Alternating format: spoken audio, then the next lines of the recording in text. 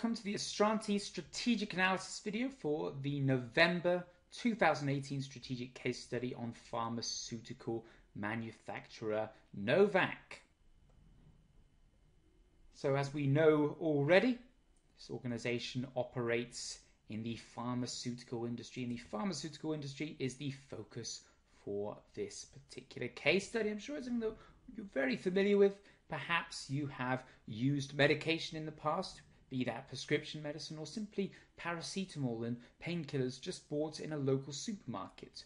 But despite the fact we've all probably used these medicines, not quite sure that we know the real logistics behind the industry, that we really know about the industry itself, the organizations within the industry, how they operate. So quite an interesting organization, quite an interesting industry for us to look at, particularly given that we have a large multinational publicly traded organization to look at.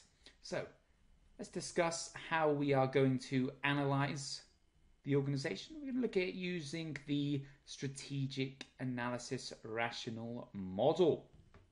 And the rational model essentially breaks the various different components of the CIMA syllabus, the various different parts that we're going to look at, into three distinct categories. We have where the organization currently is, where it wants to ultimately be, what it's trying to achieve, and then we have the bridge, how it is going to get from point A, the now, to point B, the future. And the first thing we're going to look at is where we want to be. Where do Novak want to be? What are the organization's aims? What is the purpose for its existence? What is it trying to achieve? And how is it going to meet its various different stakeholders' needs? The first thing we'll look at in this future section is the mission statement. So we're looking at why the organization exists. And that's what a mission statement should represent. It shouldn't be a long list of how the organization operates. It shouldn't be breaking down everything that the organization does. It's simply a summary of what the organization is about. Why does it exist? Who does it exist for? And what is it trying to achieve? And a good mission statement should let us know this. So let's look back at Novak's mission statement. Novak's mission statement is to provide society with innovative and effective solutions to disease and ill health. So that's what the organization exists for, to provide solutions to disease and ill health.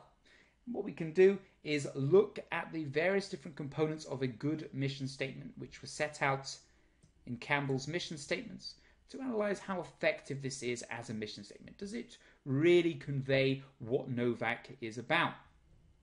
The first thing we have is the purpose. Why does the organization exist? Who does it exist for? And what does it hope to achieve in the long run? Well, we know that Novak's mission is to provide society, exists for society. And why it exists for society is to provide solutions to disease. So the purpose is well fulfilled. But what about strategy?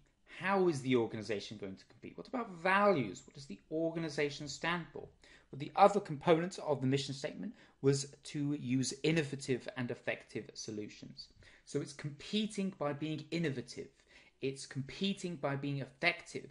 And effective could mean both how successful the product is, and it could also mean value for money. If we think about the various types of buyers for this organization, would be national health services, insurance, health insurance companies, retail pharmacies. They want value for money. They want to be able to prescribe something that is going to cure the illness that the patient has, but is not going to cost an absolute fortune. So being innovative and effective is very important.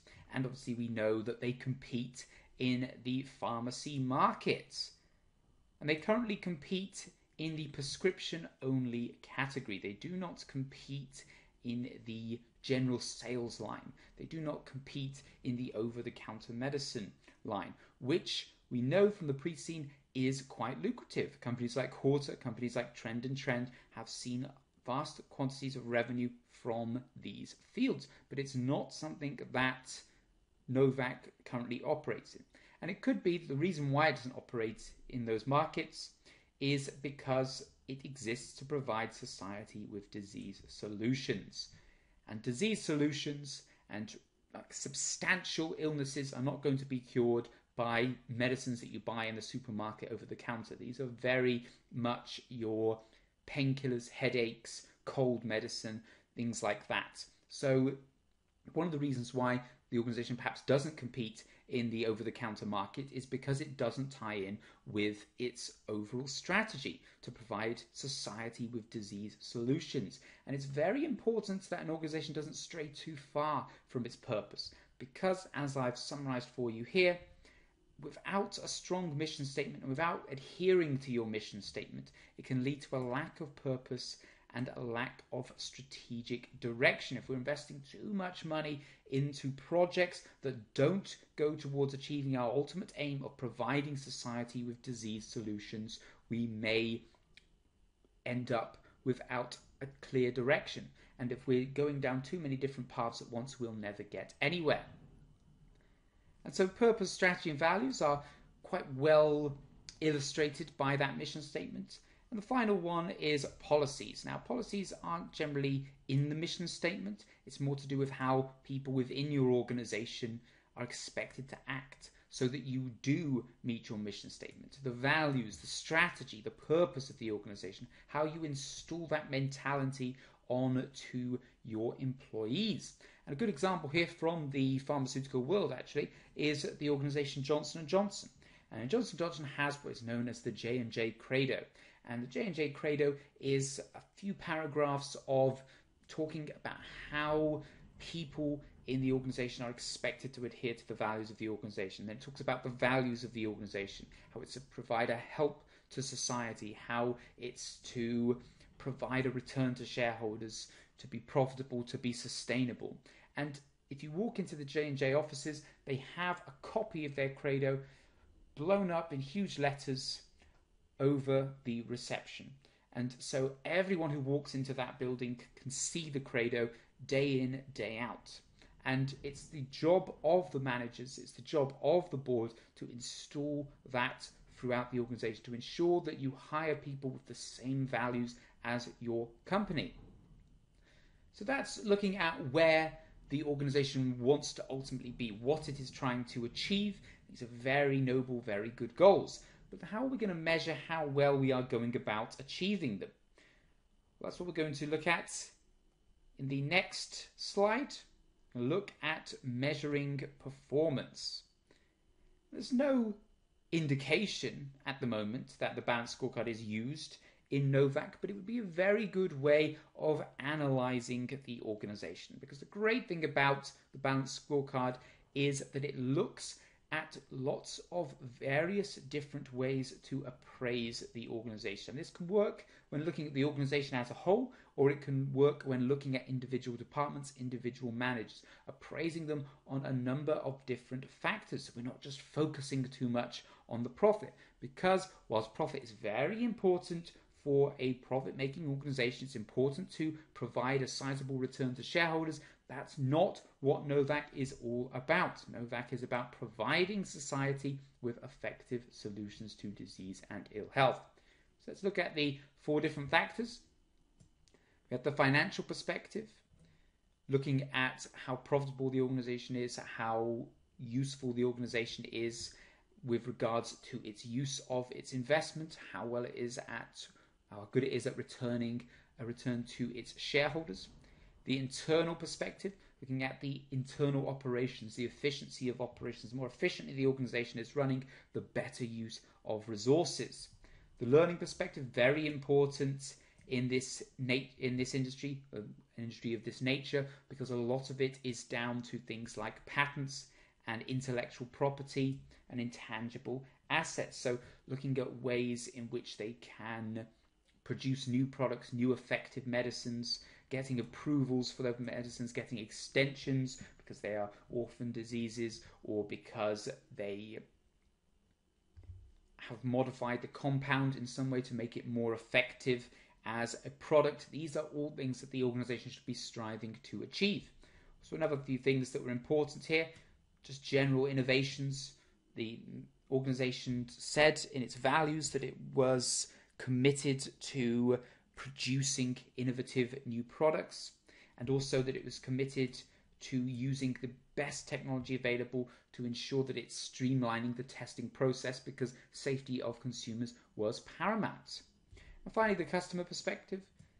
Without customers, we would have no organization. So we need to look at the retail pharmacies, we need to look at the doctors who are prescribing the medicines, we need to look at the national health services that Novak are selling to, and looking at the ways in which we can effectively analyze how well we are meeting customer needs, because meeting customer needs, meeting consumer needs is very important. One of the values was one of the values in the section actually said that their research will be driven by the needs of consumers. So not just prescribing or not just creating products that we want to sell because they have a good profit margin, or that we want to try and convince the public that they need, but actually looking at what the public needs. What kinds of ailments are affecting the public, and creating products for that. And so standard ways of measuring this would be the number of customers, the number of repeat customers, and the number of lines that they take as well. We know that there are instances in the pre-scene where National Health Services are not taking all lines that are produced because some are not considered effective enough, efficient enough, and of course they're using public funds. So looking at the number of lines that different customers take would be important as well. And I've summarized learning perspective and customer perspective. Just return to the other two to look at the various different components in which we could look at Novak based under those. So of course, with financial perspective, it's quite standard. We have looking at the profit. We know the profit has declined over the last year, but it's still quite sizable profit, over 10 billion dollars in profit. Investors will be looking for a decent return on their investment, and they'll want to see a reasonable dividend return as well. But it's important to balance that with the needs of the business, because if you're paying out too much in dividends, then you're not reinvesting that money back in the organization. And Novak actually paid out nearly 90% of its profit in dividends this year. And that's not necessarily sending the right message if we're also talking about how we want to reinvest in the organization. We want to spend research and development costs on creating new and effective solutions. Cash flow will be very important for an organization in this industry, because there will be plenty of products, plenty of drugs that are abandoned and scrapped during the testing phase. And they will have already cost the organization hundreds or potentially up to hundreds of millions of dollars before they finally get scrapped. And they will see no return from them whatsoever. And so it's important that we have positive cash flow, because there will be a lot of working capital requirements, trade payables, wages for staff members, etc., that have to be paid regardless of how much revenue we have coming into the organization. And so it's important to maintain a positive cash flow, and at the very least have a financial strategy in place where we have a reasonable amount of cash and cash equivalents in reserve, so that we can pay for these working capital requirements even during periods where we haven't got the revenue coming into the organization. Gearing is also a relevant figure when it comes to investing and the risk factors of the organization. So looks at how much of the organization is funded by debt. The higher the debt, then the riskier arguably the organization is. And the gearing rate isn't too high at the moment in Novak. It's around 40% or 30% depending on which method you use. And the other organization, Posturant, mentioned in the pre-scene, had a very similar gearing rate. And so that could suggest that it's very much an industry standard. And if it's the same gearing level as is normal in the industry, as is common in the industry, then that is less of a risk, even if it seems to be quite high. In the tech industry, for example, there are so many organizations with gearing in the hundreds of percents, and yet they're not considered to be high risk because that is just the industry norm. An internal perspective looks at the efficiency of the organization, so how effective we are at completing jobs on time and successfully, how many medications, how many drugs get through the testing phase successfully. And employee satisfaction is a big one I want to talk about here. It was mentioned in the pre-scene how critical staff were to the company, because it's an industry very much based on knowledge, very much based on the skills that employees have. If you didn't have skilled pharmaceutical technicians, skilled researchers and pharmacists running your organization or working in your organization, you wouldn't have a business, because where would these complicated compounds come from if you didn't have scientists working on it? And so keeping employees satisfied is very, very important, because it's the kind of industry where if you do not keep them satisfied, they will move on to another organization. They are in demand. The best staff are in demand in this industry.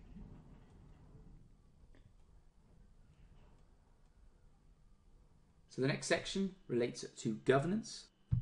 I'll briefly give you an overview of the theory of governance before going on to the specific parts related to the case. So essentially, governance is the way in which organizations are directed, administered, and controlled, with the aim of ensuring that the organization is run in a way that is right for all stakeholders. So essentially, ensuring that a business is run to benefit the stakeholders and society as a whole. So, it sounds very good. And it's worth noting that this is only applicable to UK companies and listed companies at that, companies that trade on the stock exchange. But that's not to say that there aren't things that we can take from this and apply to any organization. It doesn't matter where that organization is based. Just as in our case, it's not based in the UK. And it doesn't even matter if the company isn't listed, because of course it's all about running the business in the best possible way. So just because you don't have to do it doesn't mean that you couldn't gain from it. Let's take a look at some of the few key factors from the Code of Governance. What is considered good governance? And that's having a separate chairman and CEO. Of course, the CEO is head of the organization, and the board is ahead of the CEO. And so the CEO runs the organization on behalf of the board, and then the chairman is the head of the board.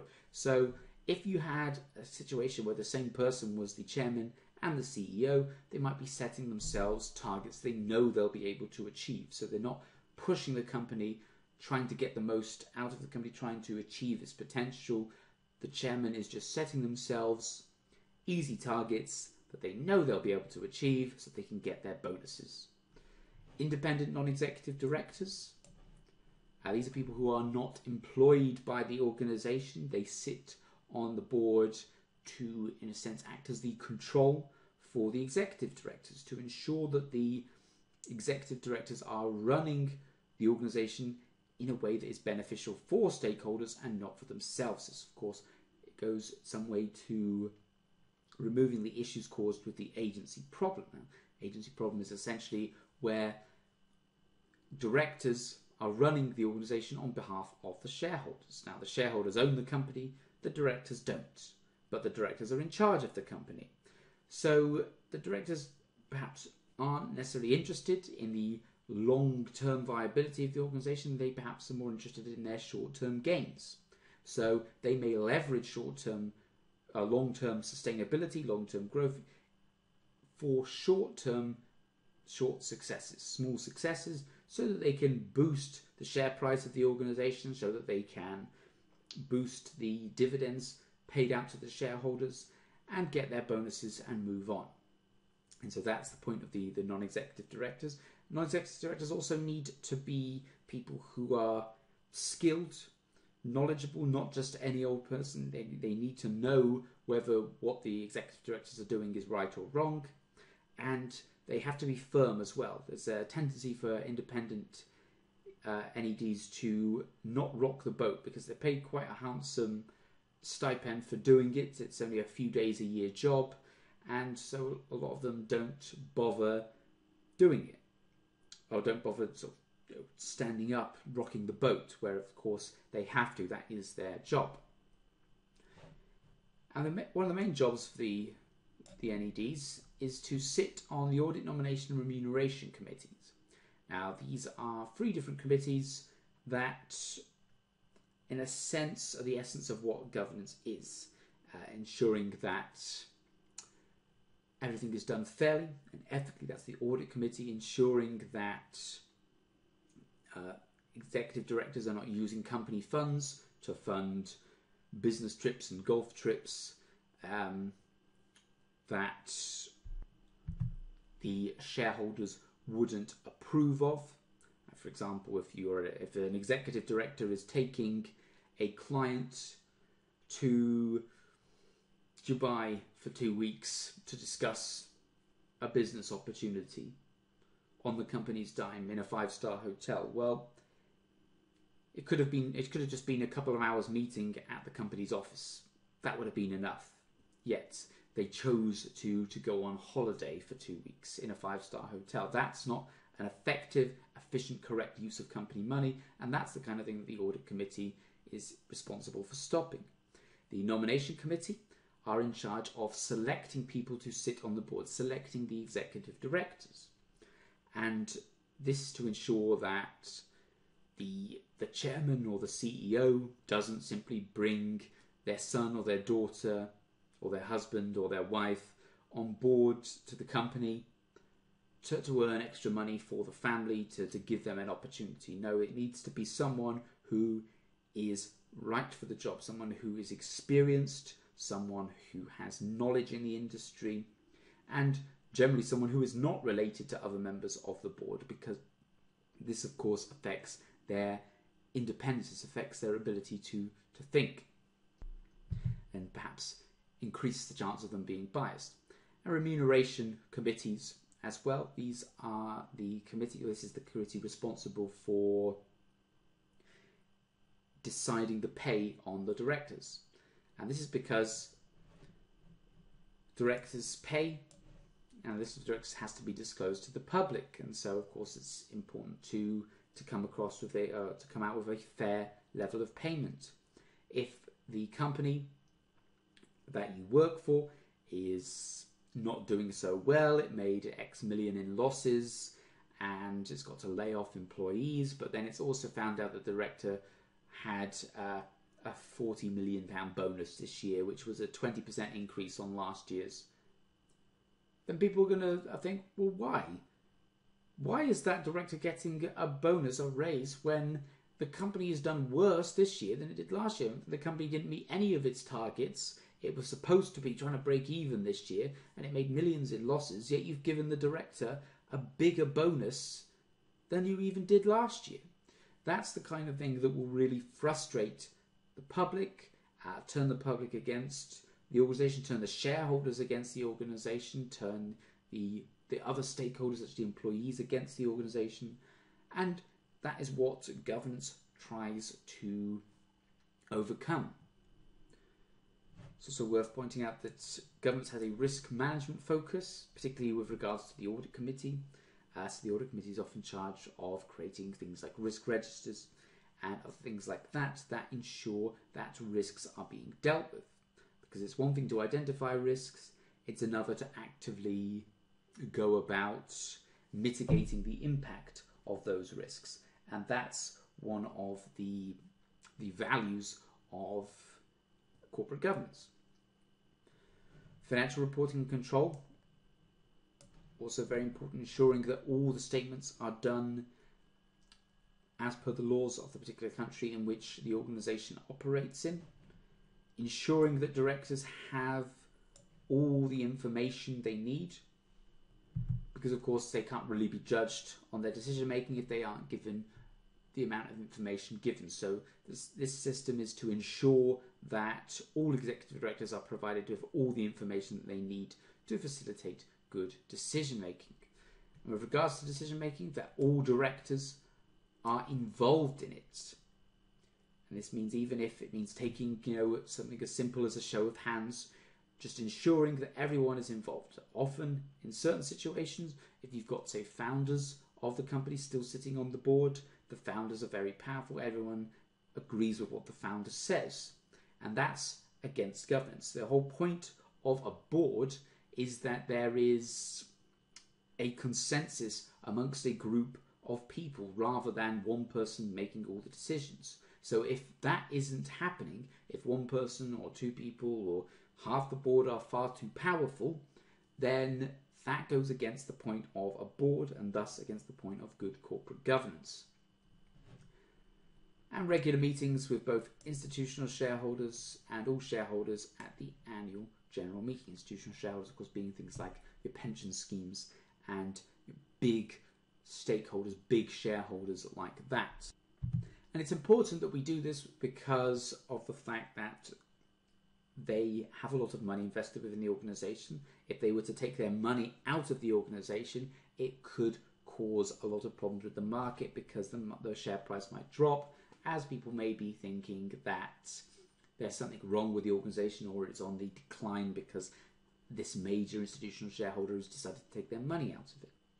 And when we apply governance to Novak, we can see that there is potential for there to be the agency problem. That's why it's all the more important to have an appropriate amount of non-executive directors. And the agency problem exists where we have directors who are employed by the organisation and yet they are running the organisation on behalf of the shareholders.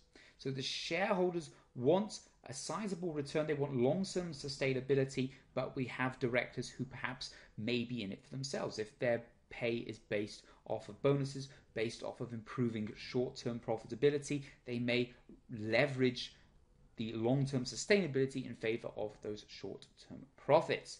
But by having an effective governance system in place, we reduce that impact.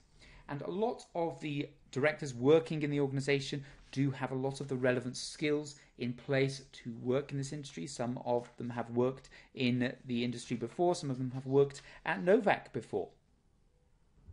But we also need to be careful about conflicts of interest. An example of this could be the chief executive who worked for a major retail pharmacy chain for many, many years. And as a result of that, there is the potential for a conflict of interest because any dealings between Novak and that large pharmaceutical chain need to be done at arm's length. We can't use the fact that Dirk, the CEO, used to be the chief operating officer at that pharmacy chain. We can't use the fact that he's now the CEO of our organisation to help aid that relationship. It still needs to be at arm's length. We can't be giving that organisation a better deal simply because of the relationship between our CEO and that organisation. And other things you need to think about are instances like the Director of Research, Anton Freund, who very much has a history in academia, very much has a history in the research side rather than in the commercial side. So we have to be careful that they're not spending too much time in the laboratory pursuing interests, pursuing the creation of products in favour of running the research department. We need them to be the director of research, not a researcher in themselves. A couple of other things that are not present in the case, despite it being part of the code of governance that we discussed on the previous slide. They only have 3 non-executive chair NEDs plus the chairperson, and the code of governance suggests that you should have an even amount. We have 6 executive directors, so arguably they need to bring in a couple of new non-executive directors, and this is good because it brings wider experience to the board and allows them to check board decisions, thus mitigating some of the issues that can be potentially caused by this agency problem. Also, it's unusual to see so much about governance, to see that there is a governance code, etc., without any mention of the remuneration, nomination and audit committees. These are one of the most critical things that the non-executive directors should be doing. Remuneration look at the salaries the directors are paid, nomination look at appointing directors to the board, and audit arguably is the most important, that oversees the risk throughout the organisation. And that will also solve this other problem where they don't necessarily have enough formal reviews of risk. The risk factor sheet in the pre-scene was quite limited. There were quite a few other risks that we picked out when we looked through that in the pre-scene video series. There were only 5 risks, and not only were these not comprehensive in terms of the organisation as a whole, what we know about the industry, what we know about their operations, but it didn't even mention risk that the pre-scene itself had mentioned.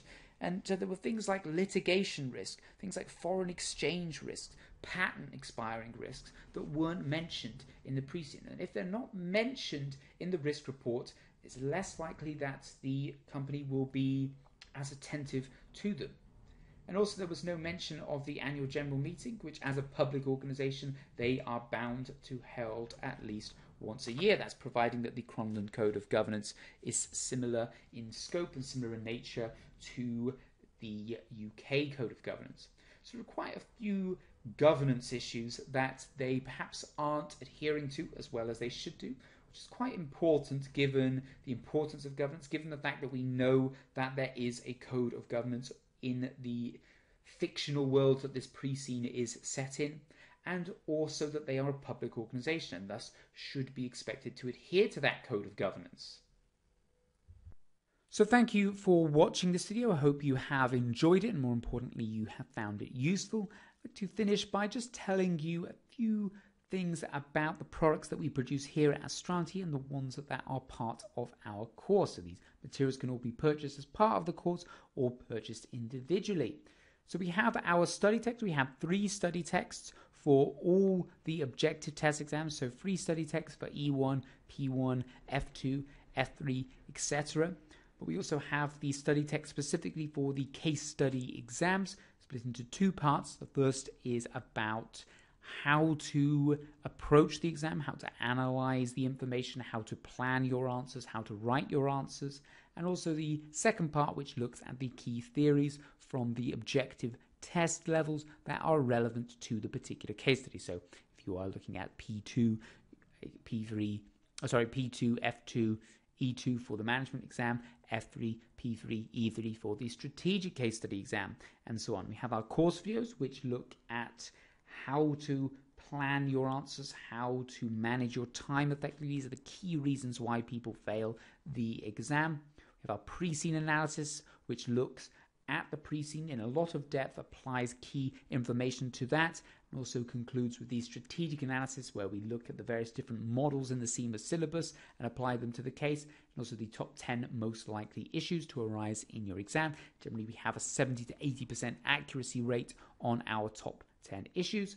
Our industry pack, which details in great depth the history and the current contemporary issues within the particular industry that the pre-scene is based on. We also have 20 to 25 industry examples that you can use within your answers. We have mock exams that can be purchased with or without marking and feedback, where you can get some real exam practice in, look for the kinds of things that the examiner is going to bring up in the exam, and also get marking and feedback from expert markers who have marked for CIMA and for us for many years, who know exactly the kind of things that the examiner is looking for, exactly the kinds of mistakes that students often make, and can provide lots of detailed feedback to ensure that you improve on your performance. We also have our master classes, which are 2 day-long classes which look at all the key issues facing students in the exam. We will also go through live planning, showing you how to plan your answers effectively, how to write your answers effectively. Again, key things that cause people to fail the strategic case study exam, or any of the case study exams for that matter. And also, if you do sign up for our course, provided that you have filled out your forms, provided that you have submitted your mocks, provided you have done everything to show that you have really given it your all to try and pass this exam, we also offer a pass guarantee, giving a free resit to anyone who fails the exam.